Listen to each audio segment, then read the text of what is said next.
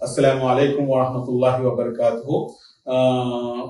ఇప్పుడే జస్ట్ కాసేపు ముందు మన గౌరవ ముఖ్యమంత్రి వర్యులు శ్రీ నారా చంద్రబాబు నాయుడు గారు ఏ రకంగా అయితే ముస్లిం సమాజంపై ఆయనకు ఉన్నటువంటి చిత్తశుద్ధి, అదేవిధంగా ముస్లిం సమాజం ఆయనపై ఉన్నటువంటి నమ్మకం ఏదైతే ఉందో ఆ నమ్మకాన్ని ఎక్కడా కూడా ఒమ్ము కానికుండా ఇప్పుడు ప్రెసెంట్ ఆయన ఒక కాన్ఫరెన్స్ అనేది తీసుకొని, ఒక కాన్ఫరెన్స్ కాల్ అనేది తీసుకొని అందరితో కూడా ఆయన మాట్లాడడం జరిగింది. మరీ ముఖ్యంగా ఆయన అందులో మిమ్మల్ని అందరినీ కూడా నేను కాన్ఫరెన్స్ లో తీసుకోవడానికి ఏదైతే జరుగుతుందో, ఏదైతే ఇప్పుడు ఈ బిల్ ఏదైతే వస్తుందో ఇందులో మేము సాధించినటువంటి విజయం ఏంటి అనేది ఆయన స్పష్టంగా చెప్పడం జరిగింది. వక్ఫ్ బై యూజర్ మరియు అదేవిధంగా ఇంకా 3 అంశాలని ఏ విధంగా అయితే ఆయన చెప్పారో ఆ అంశాలన్నింటినీ నిన్నటి నుంచి మీడియాలో మొత్తం కూడా సర్క్యులేట్ అవుతున్నాయి.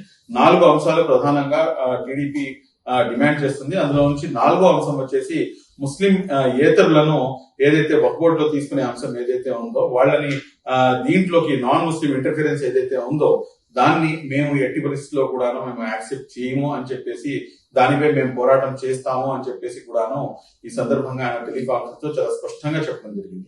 ఒకవేళ కాంట్ బట్ సిచ్యువేషన్ లో కనుక, ఒకవేళ ఇఫ్స్ అండ్ బట్స్ అనేది ఆల్వేస్ విల్ బి దేర్, ఒకవేళ అలాంటి సిచ్యువేషన్ కనుక ఏర్పడితే కనుక అట్లీస్ట్ మన రాష్ట్రం వరకైనా కానీ ఎక్కడ ఎటువంటి ఇబ్బంది రాకుండా చూసుకునేటటువంటి బాధ్యత నాది అని చెప్పేసి టెలికాన్ఫరెన్స్ ద్వారా ఆయన నాయకులందరికీ కూడాను ఒక మనోధైర్యాన్ని, ఒక కంప్లీట్ గా ఒక మెసేజ్ అనేది ఏదైతే తెలుగుదేశం పార్టీ సుప్రీమో నారా చంద్రబాబు నాయుడు గారు, అదేవిధంగా నారా లోకేష్ గారు ఏదైతే చిత్తశుద్ధి ముస్లిం సమాజంపై ఉందో ఆ చిత్తశుద్ధిని నిరూపించుకుంటూ ఒక వీడియో ఒక కాల్ కాన్ఫరెన్స్ అనేది తీసుకొని మాట్లాడడం జరిగింది.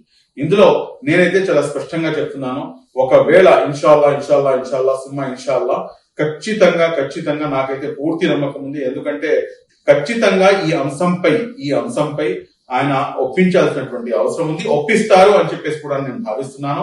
ముస్లింలు ఏదైతే ముస్లిం ఏతరులు ఉన్నారో వాళ్ళని దీంట్లోకి తీసుకోవడం అనేది ఏమాత్రం కూడా సమంజసం కాదు అని చెప్పి స్వయాన తెలుగుదేశం పార్టీ సుప్రీమో గౌరవనీయులు నారా చంద్రబాబు నాయుడు గారు ఆయన అనుకుంటున్నారు. కాబట్టి ఖచ్చితంగా ఆ అంశాన్ని విజయం సాధిస్తారు అని చెప్పేసి కూడాను నేను ఆశాభావాన్ని వ్యక్తం చేస్తున్నాను.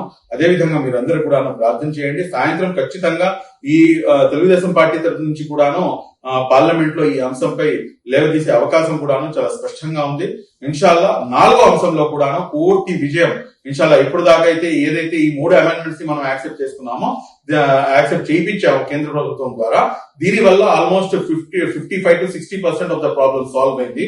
ఇన్షాల్లా ఈ ఏదైతే నాన్ ముస్లిం ఇంటర్ఫిరెన్స్ అంశం ఉందో ఈ అంశాన్ని కనుక మనం కన్ఫర్మ్ చేసుకోగలిగితే ఇన్షాల్లా 100% ఏదైతే ఇష్యూస్ ఉన్నాయో ఆ ఇష్యూస్ కి, మేజర్ ఇష్యూస్ అన్నింటినీ కూడాను అడ్రస్ చేసిన విధంగా అవుతుంది. దాని తర్వాత ఇన్షాల్లా ఎటువంటి ఇబ్బంది ఉండకపోవచ్చు అని చెప్పేసి నేను ఆశాభావాన్ని వ్యక్తం చేస్తాను. Thank you very much. జై హింద్. అస్సలాము అలైకుం వరహమతుల్లాహి వబర్కాతుహు.